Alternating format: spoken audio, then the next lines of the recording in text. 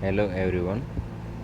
Class 11 subject public administration में आप सभी का स्वागत है। आज हम अध्याय 5 जिला प्रशासन से निबंधात्मक प्रश्न 3 जिला प्रशासन की आधारशिला की विवेचना करें अथवा जिलाधीश की शक्तियों तथा कार्यों का वर्णन कीजिए, ये क्वेश्चन करेंगे। तो क्वेश्चन को स्टार्ट करने से पहले आपको बता देता हूँ मैं आपको कि जो आपका जो क्वेश्चन नंबर 3 है वो बिल्कुल वही क्वेश्चन है जो आपने क्वेश्चन नंबर 1 किया था। जिला प्रशासन से आप क्या समझते हैं, जिला प्रशासन के कार्य उद्देश्यों का वर्णन कीजिए। तो ये क्वेश्चन हमने पहले कर लिया था, तो वही है एज इट इज इसके कार्य हैं, लेकिन इसमें जो उपायुक्त है उसके बारे में थोड़ा बताना है, तो वो आप क्लियर कर लें। तो जिला प्रशासन की चोटी पर एक अधिकारी होता है जिसे उपायुक्त या जिला कलेक्टर कहते हैं। किसे कहा जाता है? जिला प्रशासन की चोटी पर एक अधिकारी होता है जिसे उपायुक्त या जिला कलेक्टर कहते हैं। इसे जिला प्रशासन की धुरी कहा जाता है। यानी क्यों कहा जाता है धुरी? क्योंकि सारा प्रशासनिक कार्य उपायुक्त यानी डीसी के चारों तरफ घूमता है। इसके इर्द गिर्द संपूर्ण प्रशासन घूमता है। उसे सरकार का नुमाइंदा, सरकार की आँख व कान, जिला प्रशासन की चाप का केंद्र, जिले का प्रथम नागरिक, जिले का प्रशासन या सर्वोच्च अध्यक्ष, प्रजातंत्र का मित्र और पंचायती राज व्यवस्था का अध्यक्ष भी कहा जाता है। भारतीय प्रशासन में उसे विशेष दर्जा प्राप्त है। यहाँ तक आप लिखोगे। अब यहाँ पर एक बात आई थी कि यह जिले का प्रथम नागरिक है। तो देश का प्रथम नागरिक कौन है, इसके बारे में आपको पता होना चाहिए कि देश का प्रथम नागरिक राष्ट्रपति होता है। अब आता है इससे आगे, चलिए आगे चलते हैं। अब जिलाधीश की नियुक्ति, इससे आप जहाँ तक आपको पहले पता था वहीं तक आप लिखोगे। तो आप चलिए जिलाधीश की नियुक्ति पे चलते हैं।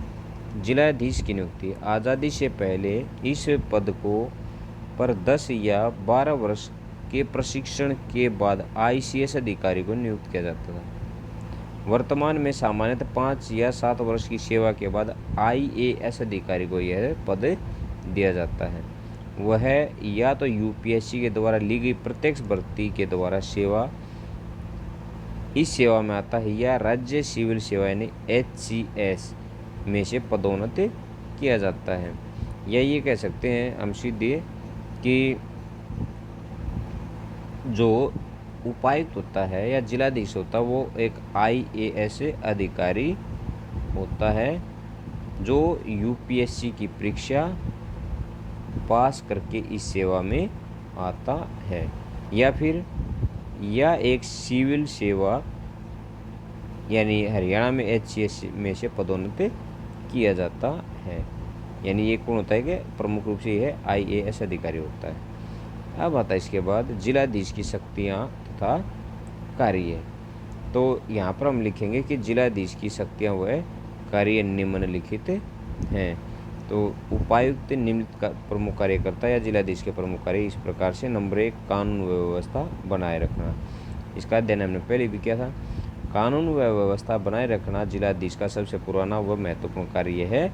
इस कार्य के लिए वह पुलिस अधीक्षक यानी SP की मदद लेता है।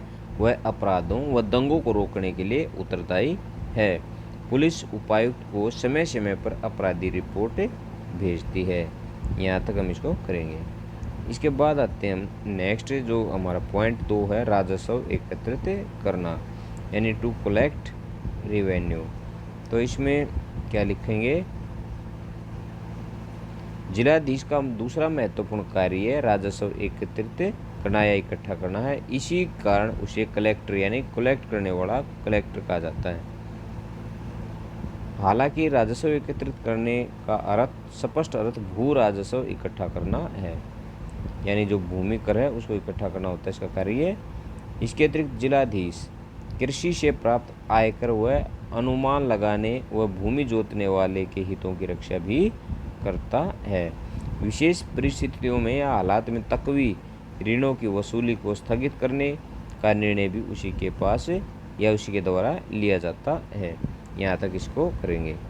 इसके बाद चलते हैं हमें कार्यकारी शक्तियाँ या क्रम प्रशासनिक कार्य। जिलाधीश जिला स्तर पर मुख्य कार्यकारी अधिकारी होता है। राज्य सरकार व केंद्र सरकार के द्वारा बनाई गई सभी नीतियों व कार्यक्रमों को लागू करने का उत्तरदायित्व उसी के पास है। यहाँ तक इसको करेंगे, इससे आगे करने की आवश्यकता नहीं है।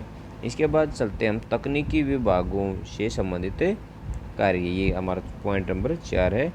जिले के अन्य तकनीकी विभाग सभी सलाहकारी का संबंध में विभागों के संबंध में उसकी सलाहकारी भूमिका होती है। इन तकनीकी विभागों के अंतर्गत कृषि विभाग, सिंचाई विभाग तथा उद्योग विभाग आते हैं। इसको यहाँ तक कर देंगे हम।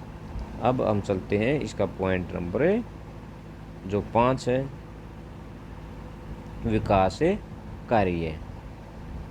इसके आगे लिखने की आवश्यकता नहीं है, हम क्या लिखेंगे, विकास कार्य। विकास और कल्याणकारी कार्यों की वृद्धि होने के कारण जिलाधीश की जिम्मेवारियाँ बढ़ी हैं। राष्ट्रीय विकास की योजनाओं को लागू करने में वह महत्वपूर्ण भूमिका निभाता है। इसको हम यहाँ तक लिख देंगे। इसके बाद आता है स्थानीय स्वशासन की संस्थाओं से संबंधित कार्य। स्थानीय स्वशासन कौन सी है? जो ग्राम पंचायत हैं, नगर पालिका है, नगर निगम है, नगर परिषद है, ब्लॉक समिति है, उनसे संबंधित कार्य है। तो पहला जो कार्य है इसका जिला प्रशासन के अधिकारियों तथा और स्थानीय शासन की संस्थाओं के मध्य कड़ी के रूप में कार्य है, यानी एक मध्यस्थ के रूप में कार्य करता है। ये तो आपका पहला पॉइंट। दूसरा पॉइंट है इन संस्थाओं के द्वारा लागू की गई विकास तथा कल्याणकारी योजनाओं का निरीक्षण करना, या ये कह सकते हैं इन संस्थाओं के द्वारा किए गए कार्यों का निरीक्षण करना। नंबर 3, राज्य सरकार व स्थानीय शासन की संस्थाओं के मध्य बिचौलिए के रूप में कार्य करता है। नंबर 4, जिला परिषद की स्वीकृत योजनाओं को सरकार के पास भेजता है। नंबर 5, इन संस्थाओं पर समन्वय व वित्तीय नियंत्रण रखता है।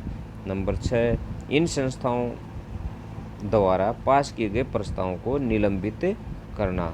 तो इसके अंदर 6 पॉइंट इसके अंदर दिए गए हैं, आप इसमें कोई भी 4 पॉइंट लिख सकते हो।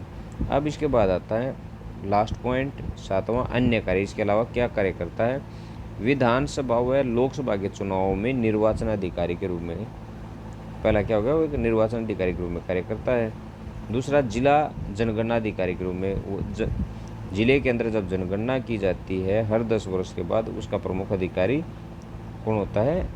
डीसी होता है, डिप्टी कलेक्टर होता है। नंबर 3, संबंधित प्रशासनिक व अन्य सूचनाओं व आंकड़ों को एकत्रित करने के रूप में। और इसके बाद आता है महत्वपूर्ण समितियों के अध्यक्ष के रूप में, या फिर लास्ट आपातकाल के दौरान नेता के रूप में। तो अन्य कार्य में आप 2 या 3 लिख सकते हो। तो आपका एक क्वेश्चन कंप्लीट होता है। तो नेक्स्ट क्वेश्चन नेक्स्ट वीडियो में होगा, तब तक के आपका दिन मंगलमय हो। धन्यवाद।